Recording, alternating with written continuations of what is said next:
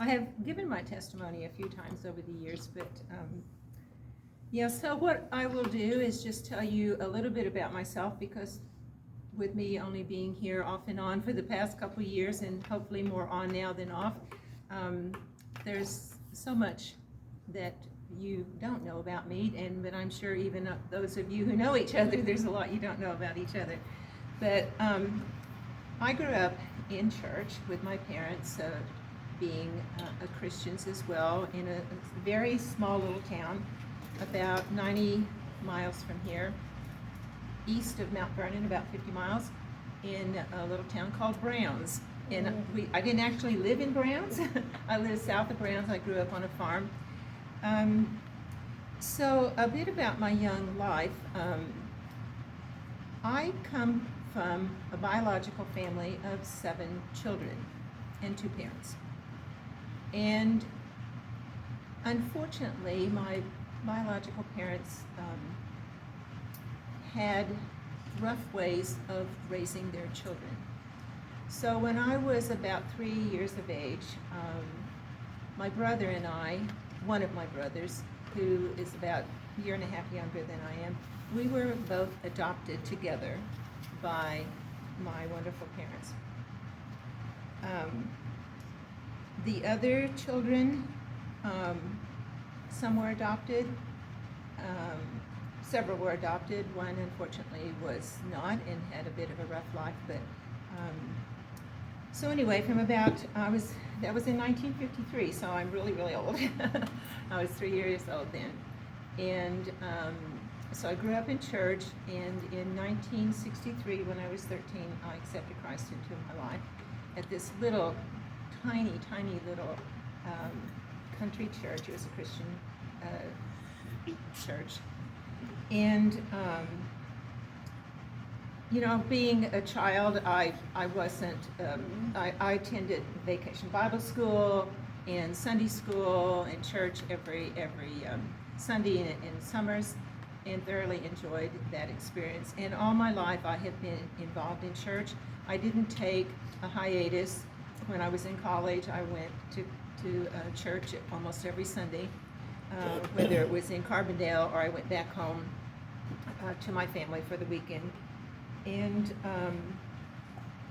so I had a really wonderful experience growing up. There was a bit of a turn in my life when I was 10 years old, which something happened to me that affected my life and still affects my life to this day. But at some point in time in my faith, I knew that God wanted me to take control of that, but it was a hard thing to take control of and do what He wanted me to do. But I finally was able to do that, and I thank the Lord for that. So my life has had a bit of turns up and down throughout, as I'm sure most of you have had those things happen in your lives. And but in all of that, God stayed with me, and I stayed with Him, even though He knew I was not always doing what He wanted me to do. But then God provided a miracle in my life 26 years ago, when I met Kevin, my husband. And Kevin is from Australia, as most of you know him from the pictures over there. He was just a wonderful man. We met because we were both going through divorces, unfortunately, and somehow or another we managed to meet each other. He in Australia, I here in the U.S. But when I went to meet Kevin for the first time in 1997, I told him that I wanted to attend church. And so he had been brought up in the Anglican Church, which is quite a large denomination in Australia, and was an altar boy. But in his adult life, he did not attend church, and he didn't bring his children up in church. And none of his 4 children is a Christian. And they constantly are in my prayers that God will direct them and that they will be open to that. So we started going to a Baptist church called Baptist Union, and that's pretty much what most of the Baptist churches are called, Baptist Union. There are some that branch out away from that, but so we started attending a church together, and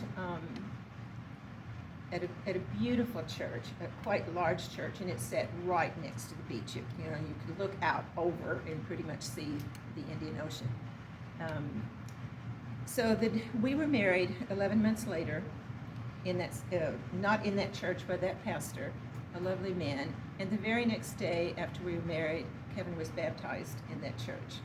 And even though he grew up knowing the Lord, he never really accepted the Lord into his life. And so together then we started our Christian walk at that point in time. And we did move around quite a bit with my teaching career. I was a teacher for about 8 years in Australia and 20-some here, so I've got about 30-some years of education behind me.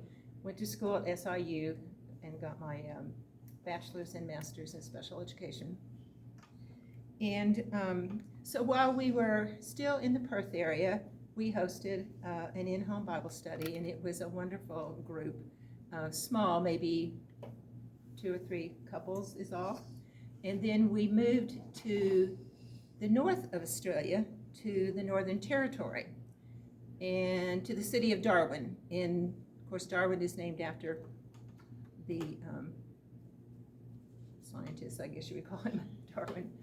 And we also hosted an in-home Bible study. It was a wonderful Bible study. And the thing we loved about it most is because it was all ages. We had a beautiful young couple just in their 20s who were there, and then there was a couple who maybe were in their 30s, and Kevin and I, we were the old ones, in our 50s at that time. And so that was a great experience, hosting that. Even though we hosted it, we did go to different individuals' homes for that. And we loved the church there. It was a Baptist Union church as well, and we took part in some Jewish festivals while we were there. And remind me later to tell you about washing feet, but that's at a different location. Both of our faiths really grew stronger hosting these Bible studies and being involved in the church.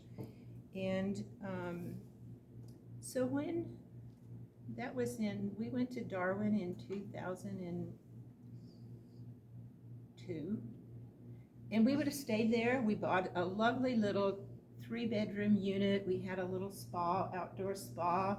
We had a banana tree out in our backyard, and we loved it there. But the weather was very, very tropical, and I had a lot of trouble breathing.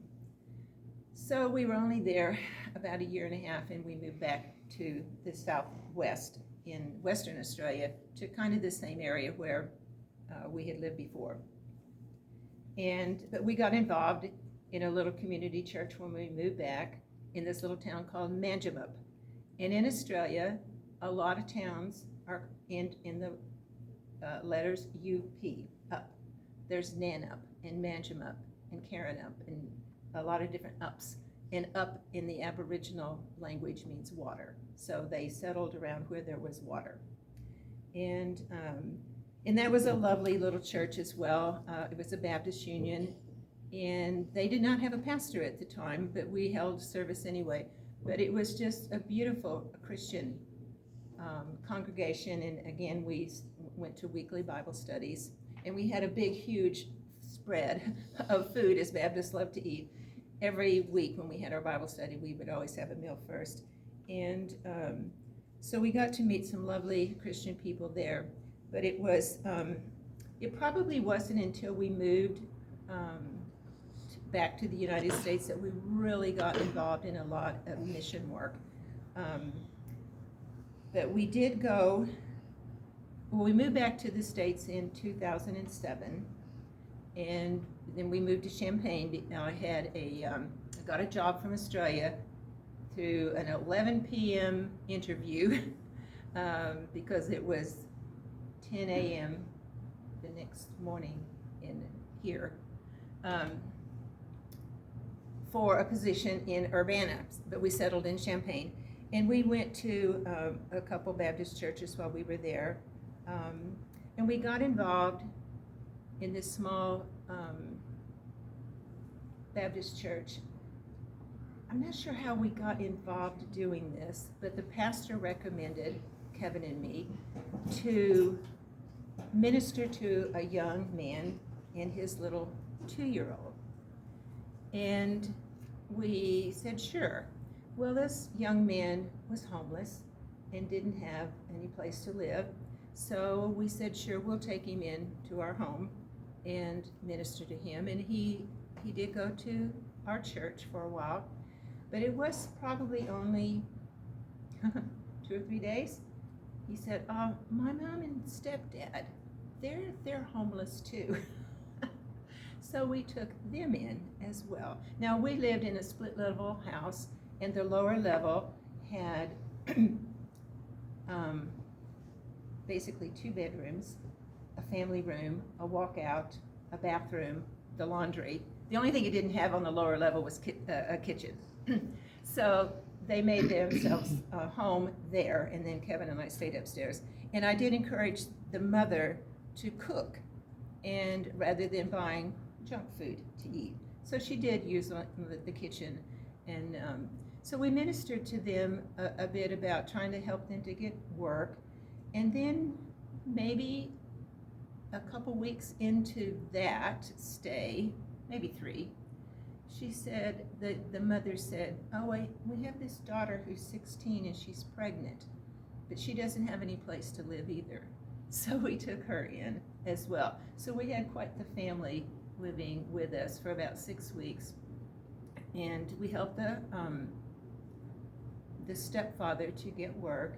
And of course, he didn't have any way to get to work. And the bus system in Champaign, kind of like the bus system here, you have to wait forever to get from point A to point B. So Kevin and our I-1 would take this gentleman early in the morning to work. And but anyway, they did come to church with us. And the church we attended was pretty much an all-white church, with one exception. And the family that we had living with us were African American, but they came to church with us.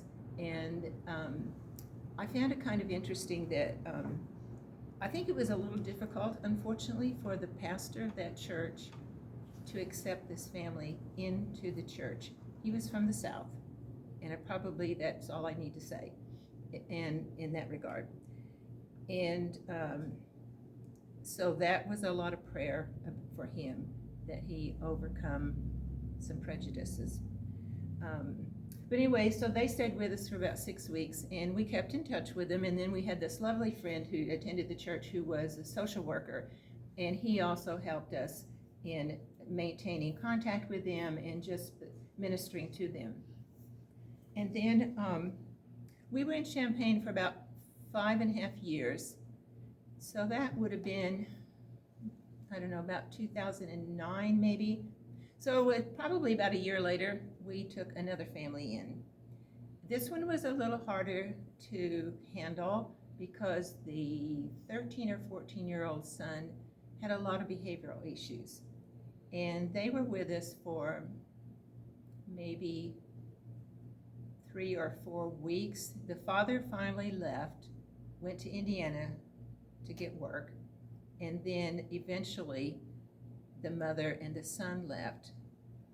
And it got to the point, sadly, that I had to call the police to come and evict them because the son was just doing some totally inappropriate things. And so that was kind of sad. And I think about him a lot, or have over the years. He would be in his 20s now. And, it's like, what is his life like? What is his mother, or is the mother and father, are they still together? That sort of thing. So, so I still keep them in my mind. So that was a huge ministry and experience for us. She must have had their own time.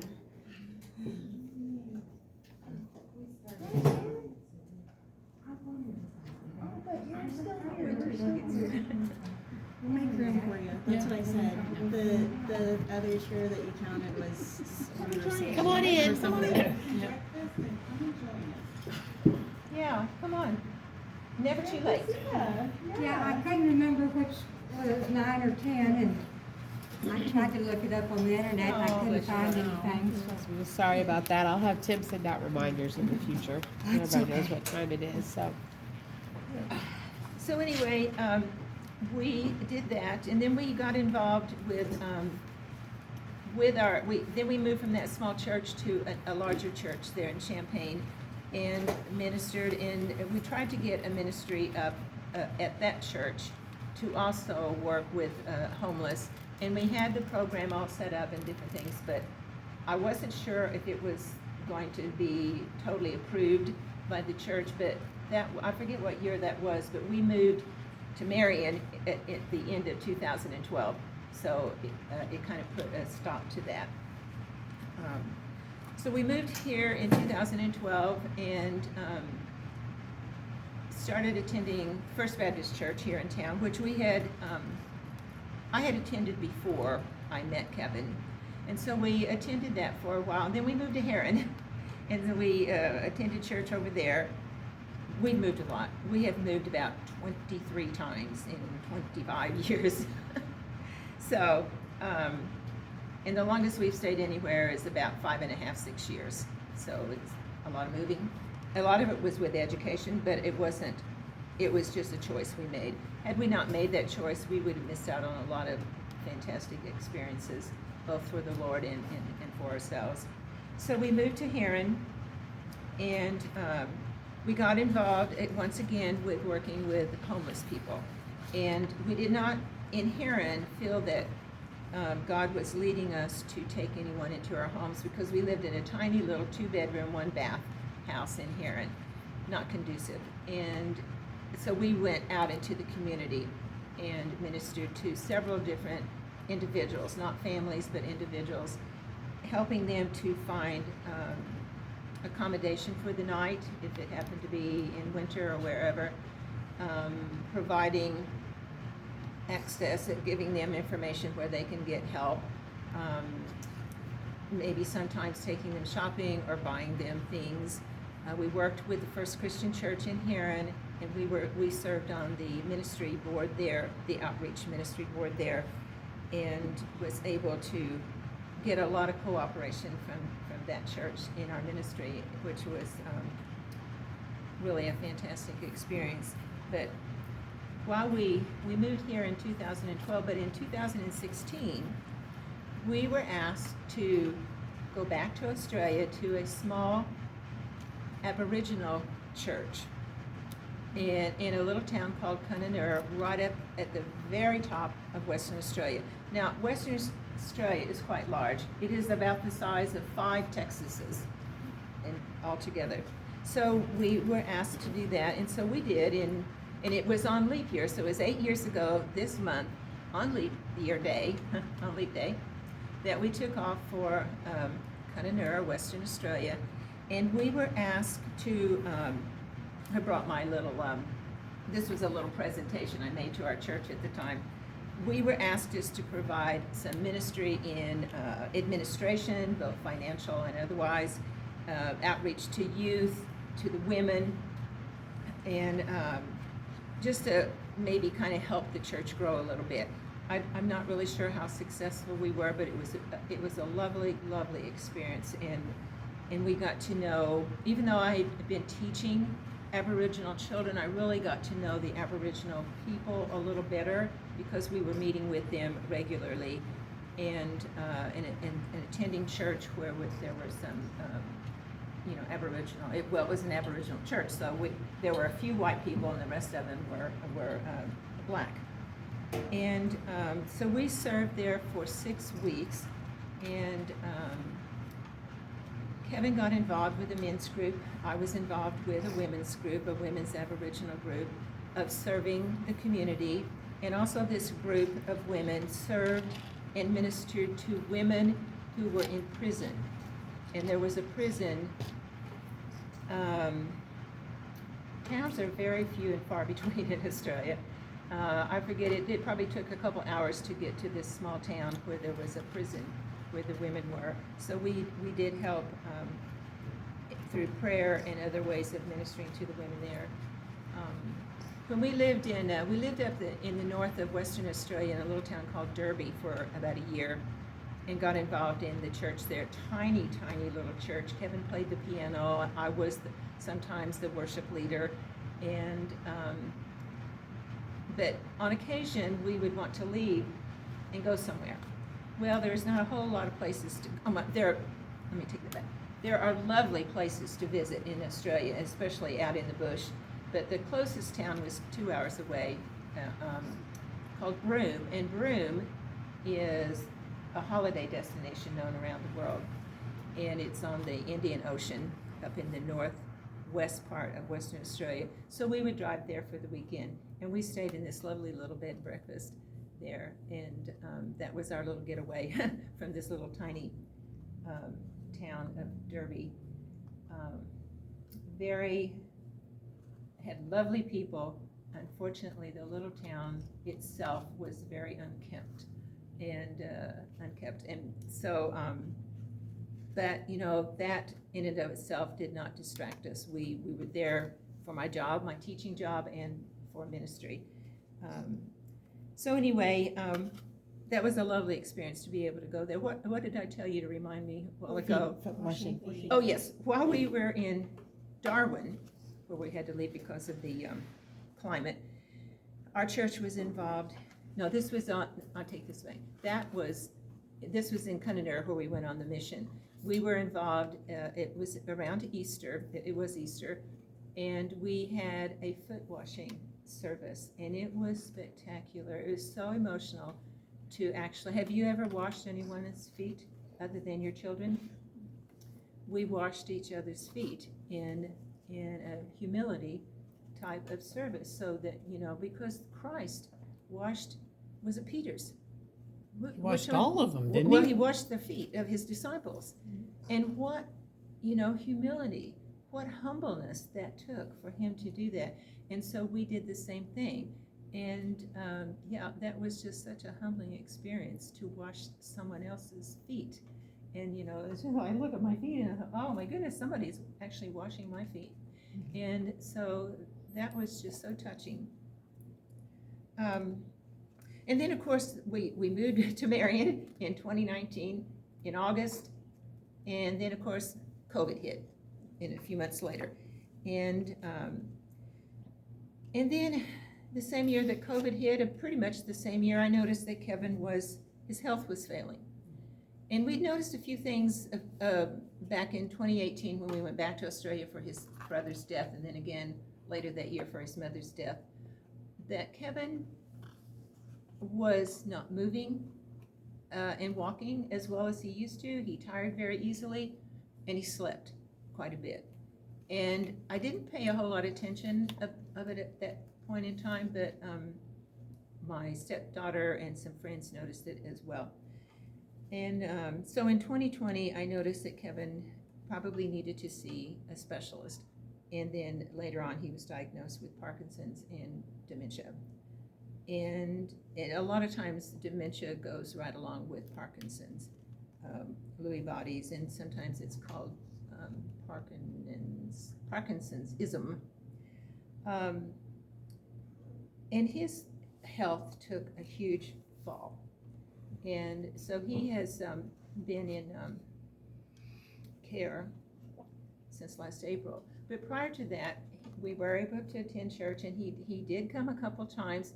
And I will never forget, Penny, you were the very first one to greet us and talk to us after church, and I will never forget that. That was such a lovely thing for you to do. But Kevin could not sit and attend and particularly in a hard chair.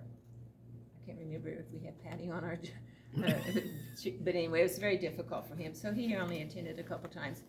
And but at that point in time, I was still able to leave him at home and attend church on occasion. a lot of times during COVID, though, I, watched online, as probably many of us did.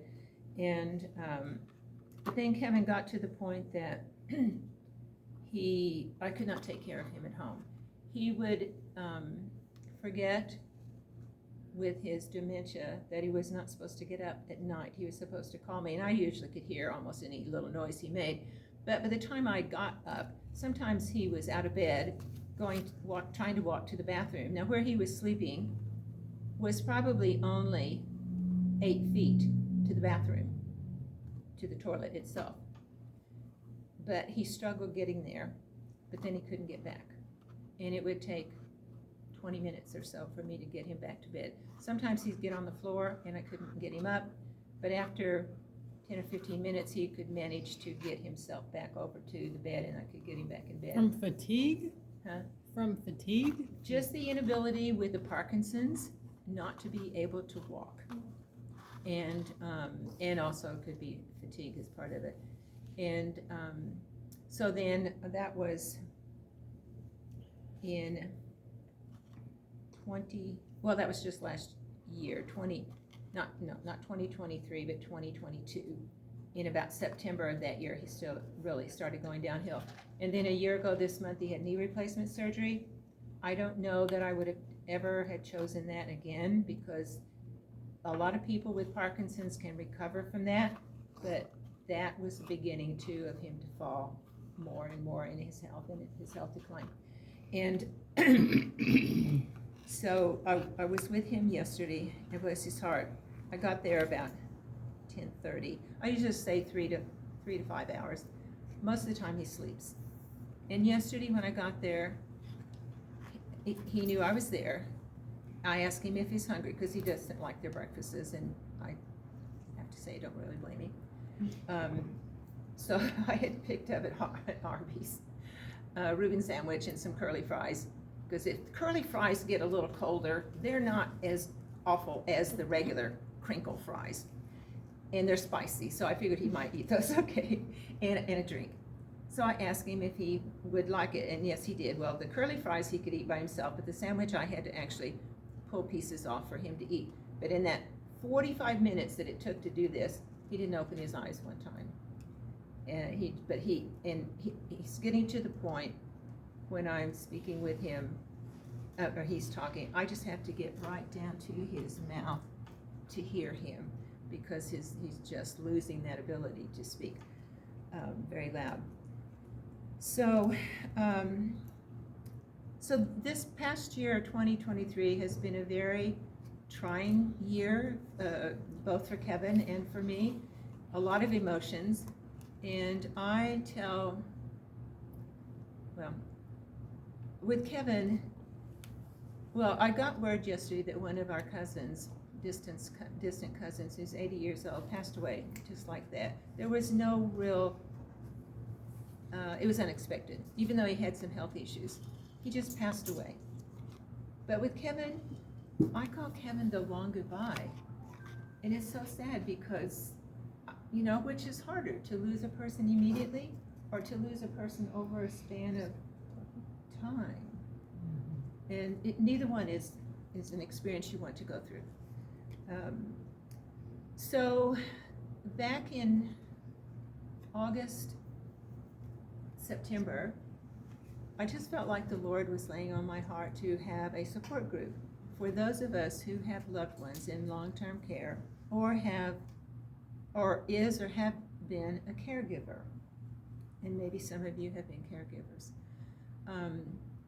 So I talked to Pastor Abby about it, and probably, I can't remember, it was August or September, and may have been August, because he brought it to the church, and the church approved having an outreach ministry for this long-term care support group.